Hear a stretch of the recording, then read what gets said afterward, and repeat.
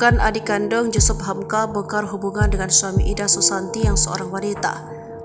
Namanya terseret dalam kasus penipuan pernikahan yang dialami Ida Susanti. Konglomerat Yusuf Hamka akhirnya muncul, yang menegaskan Nardinata Marsyani Suhaimi alias Nera, perempuan yang menikahi Ida Susanti yang juga merupakan perempuan, bukanlah adik kandung seperti kabar yang beredar.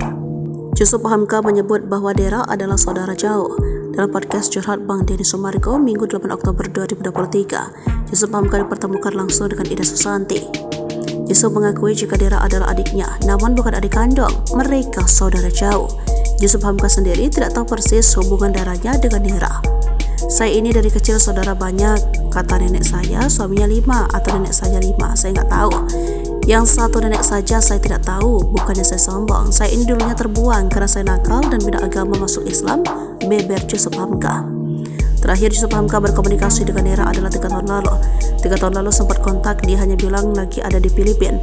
Kontak karena saya lagi heboh kasus dengan bank syariah swasta. Udah, dan kami gak pernah berkumpul, tandas Yusuf Hamka. Terkait kasus hukum yang menimpa Nera terkait pemalsuan identitas, Yusuf Hamka menegaskan tak akan ikut campur. Kejar tangkap dia yang berbuat, dia yang harus bertanggung jawab, beber Yusuf Hamka. Yusuf Hamka membantah disebut mengintervensi kasus ini. Ia memang mengakui bahwa banyak orang yang sekitar memang memprovokasi untuk memilih jalur hukum untuk kasus ini. Lebih lanjut, Yusuf Hamka juga meluruskan tuduhan mengintervensi atau ikut campur soal laporan Ida Susanti terhadap Nera ke polisi. Ia mengaku berani bertaruh 10 miliar rupiah apabila Ida Susanti menemukan bukti dirinya ikut campur. Diberitakan sebelumnya, heboh sosok Ida Susanti yang dinikahi oleh Nardinata Marsyani Suhaimi alias Nera yang merupakan seorang wanita. Suatu hari setelah menikah, saat keduanya bulan madu di 3 negara, Ida Susanti kecewa lantaran suaminya adalah wanita. Namun saat itu Ida masih mau melanjutkan pernikahannya. 3 bulan kemudian, Nardinata lalu memberikan rumah Santi di Surabaya. Santi dan Nardinata juga bekerjasama membuka toko spare part mobil mewah.